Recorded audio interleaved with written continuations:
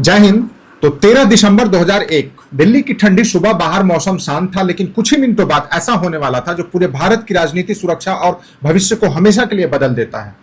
उस दिन संसद का सत्र चल रहा था। देश के कई बड़े नेता संसद के अंदर मौजूद थे। गृह मंत्री लालकृष्ण आडवाणी, रक्षा मंत्री जॉर्ज फर्नांडिस और कई सांसद अपने काम में व्यस्त थे। किसी को जरा भी अंदाजा नहीं था कि कुछ देर में भारत के लोकतंत्र के सबसे बड़े मंदिर पर हमला होने वाला है। सुबह करीब 11:40 पर एक सफेद एम्बेसडर कार तेज रफ्तार से संसद के गेट नंबर 12 पर पहुंचती है। कार पर लाल बत्ती लगी थी, आगे गवर्नमेंट ऑफ इंडिया का नकली स्टिकर था और अंदर नकली वीआईपी का पास रखा हुआ था। पहली नजर में सब कुछ बिल्कुल सामान्य लग रहा था, लेकिन असली खेल अभी शुरू होना बाकी था। जैसे ही कार को अंदर जाने की अनुमति मिली, वह अचानक तेजी से संसद परिसर के अंदर बढ़ने लगी। तभी सीआरपीएफ के बहादुर महिला कांस्टेबल कमलेश कुमारी की नजर उस कार पर पड़ती। उन्हें कुछ गड़बड़ महसूस होती है। बिना अपनी जान की परवाह किए वो कार की तरफ दौड़ पड़ती है और उसे रोकने की कोशिश करती है, लेकिन अगले ही पल गोलियों की आवाज पूरे संसद परिसर में गूंज उठती है। कार के दरवाजे खुलते हैं और उसमें से 5 भारी हथियार से लैस आतंकवादी बाहर निकलते हैं। उनके हाथ में AK-47 राइफलें थी, ग्रेनेड थे, पिस्तौल थी और उनके पास विस्फोटकों से भरे बैग। बिना एक सेकंड गंवाए उन्होंने अंधाधुंध फायरिंग शुरू कर दी। चारों तरफ चीख पुकार मच गई। दिल्ली पुलिस के जवान, सीआरपीएफ के जवान और संसद की सुरक्षा में लगे सभी लोग तुरंत मोर्चे पर आ गए। कमलेश कुमारी खुद गोलियों का निशाना बनी, लेकिन आखिरी सांस तक उन्होंने अपनी वॉकी टॉकी से बाकी सुरक्षा बलों को अलर्ट कर दिया। उनके इसी साहस ने सांसद के अंदर मौजूद नेताओं को सुरक्षित कमरों में पहुंचने का समय दे दिया। अगर उन्होंने यह चेतावनी न दी होती तो शायद उस दिन भारत का इतिहास कुछ और होता। आतंकवादियों का मकसद सिर्फ गोलीबारी करना नहीं था। उनका असली प्लान संसद भवन के अंदर घुसना, सांसदों को बंधक बनाना और पूरी दुनिया के सामने भारत को झुकाने की कोशिश करना था। लेकिन भारतीय सुरक्षा बलों ने उन्हें एक एक कदम पर रोक दिया। करीब 45 मिनट तक गोलियां चलती रही, ग्रेनेड फटते रहे। पूरे संसद परिसर किसी युद्ध के मैदान जैसा बन चुका था। आखिरकार सारे आतंकवादी मारे गए और एक को जिंदा भी पकड़ा गया, लेकिन इस जीत की कीमत भी बहुत भारी थी। कई बहादुर सुरक्षाकर्मी, संसद के कर्मचारी और अन्य लोग शहीद हो चुके थे। हालांकि कोई सांसद घायल नहीं हुआ, लेकिन जिस जगह पर हमला हुआ था उसका मतलब सिर्फ एक इमारत नहीं था। हमला भारत की लोकतांत्रिक व्यवस्था पर था। अब सवाल उठता है कि क्या ये सिर्फ 5 आतंकियों का हमला था? बिल्कुल नहीं। जांच आगे बढ़ी तो तस्वीर भी डरावनी निकलकर सामने आई। सबूत एक ही दिशा में इशारा कर रहा था। इस हमले के पीछे पाकिस्तान की खुफिया एजेंसी ISI का हाथ बताया गया, जबकि इसे अंजाम देने के लिए लश्कर-ए-तैयबा और जैश-ए-मोहम्मद जैसे आतंकी संगठनों का इस्तेमाल किया गया था।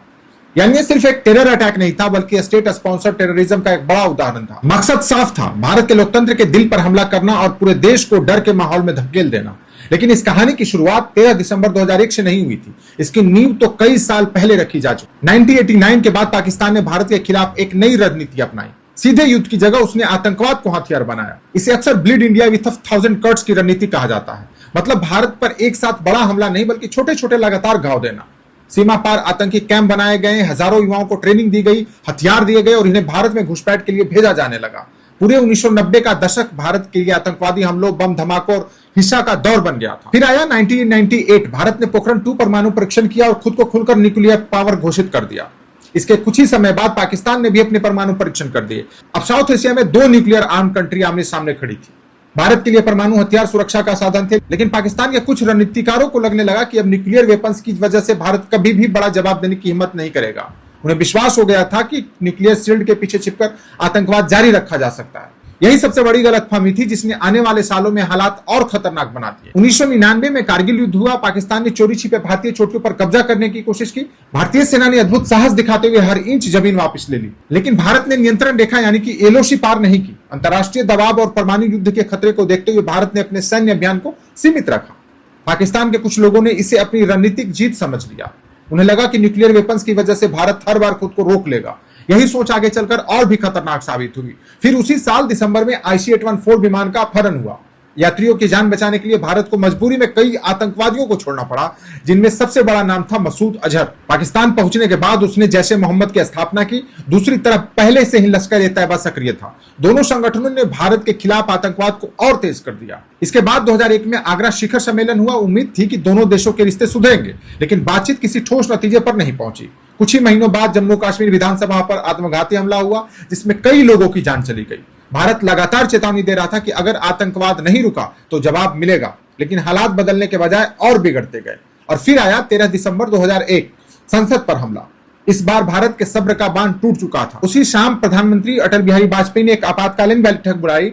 कमरे में देश के सबसे बड़े मंत्री, राष्ट्रीय सुरक्षा के सलाहकार और तीनों सेनाओं के प्रमुख मौजूद थे। एक के बाद एक खुफिया रिपोर्ट सामने रखी गई। लगभग सभी रिपोर्टों एक ही बात कह रही थी कि इस हमले के पीछे पाकिस्तान समर्थित आतंकी नेटवर्क था। कमरे में कुछ देर तक गहरी खामोशी छाई रही। फिर अटल बिहारी वाजपेयी के मुख से शब्द निकले, इनफ इज इनफ। बस यही वो पल था जब भारत ने फैसला कर लिया था कि अब सिर्फ बयान नहीं दिए जाएंगे, अब जवाब ऐसा होगा जिसे पूरी दुनिया याद रखेगी। Enough is enough. Atal Bihari Vajpayee के मुंह से निकले ये शब्द सिर्फ शब्द नहीं थे, ये उस भारत की आवाज थी जो पिछले कई सालों से लगातार आतंकवाद सह रहा। कारगिल, IC-814 हाईजैकिंग, जम्मू कश्मीर विधानसभा पर हमला और अब संसद पर हमला।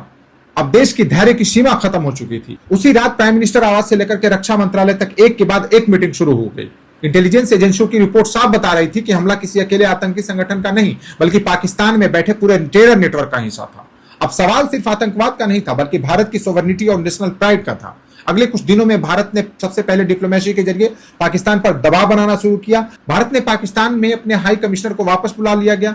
दिल्ली लाहौर बस सेवा रोक दी गई, समझौता एक्सप्रेस बंद कर दी गई, एयर स्पेस पर भी कई पाबंदियां लगा दी गई। एक साफ संदेश था कि अब दोनों देशों के रिश्ते पहले जैसे नहीं रहेंगे। लेकिन सरकार अच्छी तरह जानती थी कि सिर्फ डिप्लोमेटिक एक्शन से पाकिस्तान की टेरर मशीनरी नहीं रुकेगी। अगर उसे रोकना है तो ऐसा दबाव बनाना होगा कि पाकिस्तान खुद डर जाए। 18 दिसंबर 2001 की सुबह भारतीय इतिहास का एक ऐसा सैन्य अभियान शुरू हुआ जिसे आज हम ऑपरेशन पराक्रम के नाम से जानते हैं। पराक्रम यानी कि साहस, शक्ति और जवाब देने की क्षमता। कैबिनेट कमेटी ऑन सिक्योरिटी ने आदेश दिया कि भारतीय सेना पाकिस्तान की सीमा पर फुल स्केल मिलिट्री मोबिलाइजेशन करनी है। और फिर एक ऐसा नजारा देखने को मिला जो 1971 के युद्ध के बाद कभी नहीं देखा गया था। रातों रात पूरे देश में सैन्य काफिले चल पड़े। जहां देखो वहां टैंक थे, तोपे थी, मिसाइल लॉन्चर थे, इंजीनियरिंग यूनिट थी, मेडिकल यूनिट थी और हजारों सैनिक पश्चिम सीमा की तरफ बढ़ रहे थे। ऐसा लग रहा था कि पूरा भारत एक साथ युद्ध की तैयारी में निकल पड़ा हो। करीब 5 से 8 लाख भारतीय सैनिकों को पश्चिमी सीमा की तरफ भेजा गया। सेना की इतनी बड़ी मूवमेंट को संभालने के लिए भारतीय रेलवे ने सैकड़ों स्पेशल मिलिट्री ट्रेनें चलाई। कई जगह आम ट्रेनों का संचालन रोक दिया गया ताकि सेना का सम्मान पहले पहुंचे। हर ट्रेन में दर्जनों tank, BMP, infantry vehicle, heavy artillery, guns, गोला बारूद और हजारों सैनिक सफर कर रहे थे। राजस्थान का रेगिस्तान हो, पंजाब के खेत हो, गुजरात का बॉर्डर हो या जम्मू कश्मीर, हर जगह अचानक सेना की मौजूदगी कई गुना बढ़ा दी गई। जहां पहले सिर्फ रेत और खेत दिखाई देते थे, वहां अब बंकर, तोपों की पोजीशन, माइनफील्ड्स और आर्मर व्हीकल दिखाई देने लगे। सीमा के पास बसे कई गांवों को भी खाली कराया जाने लगा, क्योंकि किसी भी समय युद्ध शुरू हो सकता था। और आर्मी ही नहीं, इंडियन एयरफोर्स भी पूरी तरह वार मोड में जा चुकी थी। फॉरवर्ड एयर बेसिस को तुरंत एक्टिव किया गया। MiG-29, मिराज 2000 और जगुआर फाइटर जेट्स को लाइव वेपन के साथ तैयार कर रखा गया। पायलट दिन रात लगातार प्रैक्टिस मिशन कर रहे थे। Low level attack, night bombing और प्रिसीजन स्ट्राइक जैसी हर स्थिति को तैयारी की जा रही थी। रडार स्टेशन को हाई अलर्ट पर रखा गया। आदेश साफ था, अगर पाकिस्तान का कोई भी फाइटर जेट सीमा के पास दिखाई देता है तो तुरंत इंटरसेप्ट किया जाएगा। आसमान में लगातार कॉम्बैट एयर पेट्रोल चल रही थी, यानी भारत सिर्फ जमीन पर ही नहीं बल्कि हवा में भी पूरी तरह तैयार था। समुद्र में भी तस्वीर बदल चुकी थी। भारतीय नौसेना ने बिना किसी शोर शराबे के अपने सबसे बड़ी ताकत तैनात कर दी। वेस्ट और साउथ नेवल कमांड के युद्धपोत अरब सागर में स्ट्रेटेजिक पोजीशन पर पहुंच गए। डिस्ट्रॉयर, फ्रिगेट्स, मिसाइल कॉर्वेट्स और सबमरीन पाकिस्तान के समुद्री रास्तों के आसपास तैनात होने लगे।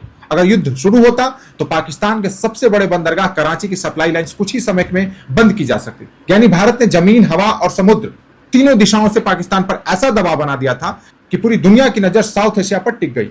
भारत की इतनी बड़ी तैयारी देखकर पाकिस्तान भी घबरा गया। उसने भी अपने सेना को बड़े पैमाने पर सीमा पर भेजना शुरू कर दिया। लाखों सैनिक आमने सामने खड़े हो गए। दोनों तरफ टैंक तैयार थे, दोनों तरफ तोपें तैयार थी, दोनों तरफ फाइटर जेट्स रनवे पर खड़े थे।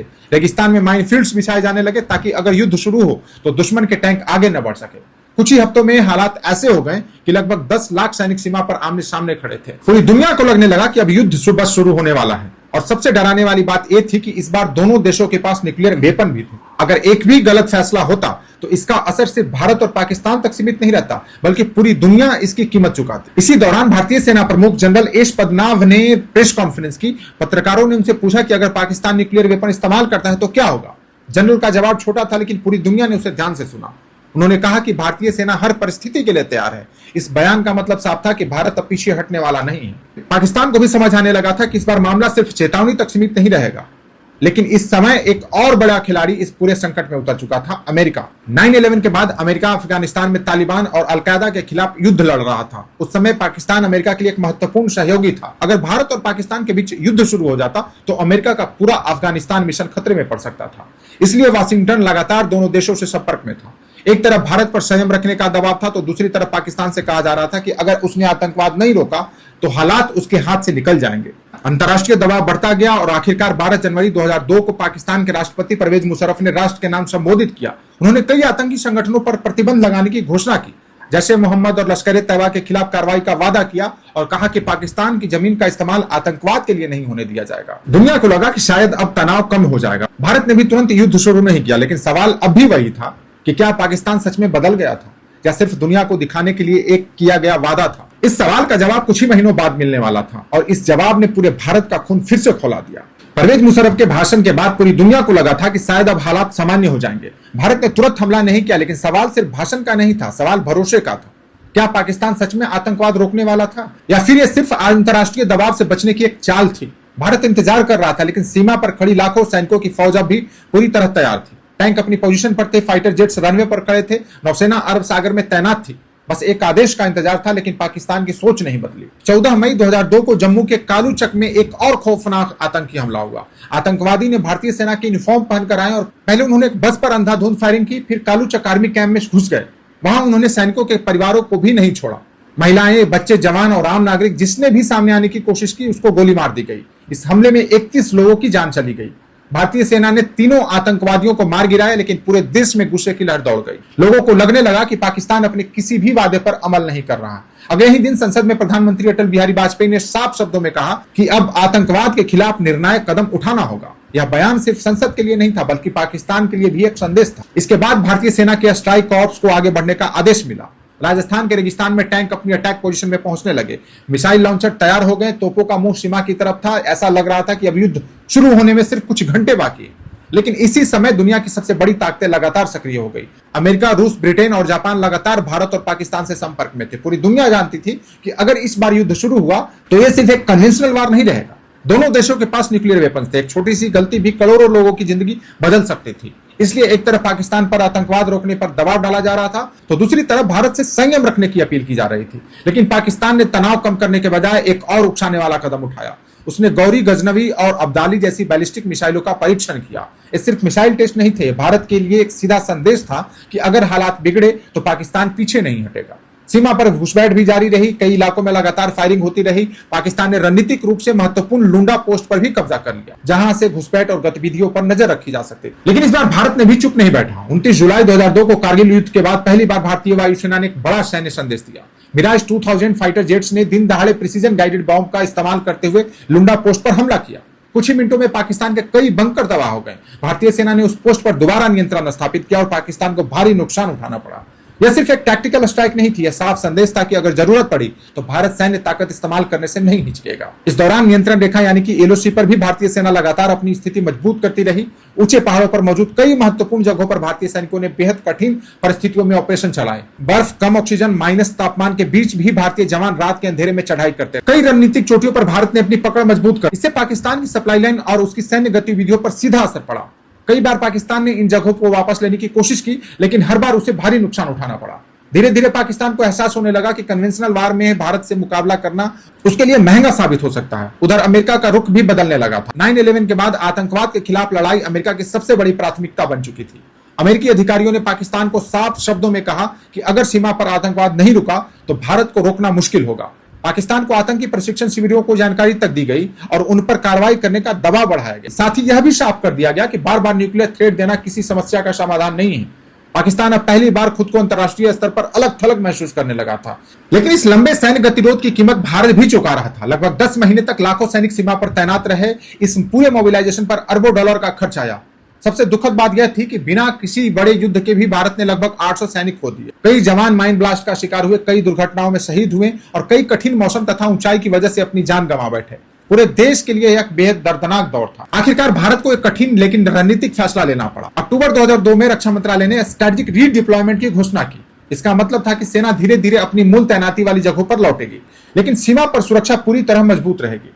नवंबर तक टैंक, तोपे, मिसाइलें और हजारों सैनिक वापस अपने बेस की तरफ लौटने लगे। लगभग 10 महीने तक चला ऑपरेशन पराक्रम आधिकारिक रूप से खत्म हो गया। इसके बाद 2003 में भारत और पाकिस्तान के बीच सीज फायर एग्रीमेंट भी हुआ, जिससे कुछ वर्षों तक सीमा पर अपेक्षाकृत शांति रही। लेकिन क्या ऑपरेशन पराक्रम पूरी तरह सफल था? इस सवाल का जवाब आसान नहीं है। एक तरफ पूरी दुनिया ने देखा कि भारत एक जिम्मेदार न्यूक्लियर पावर है, तो जो उकसावे के बावजूद सोच समझकर फैसला लेता है, तो दूसरी तरफ इस ऑपरेशन ने भारतीय सेना की कई कमजोरियां भी सामने ला दी।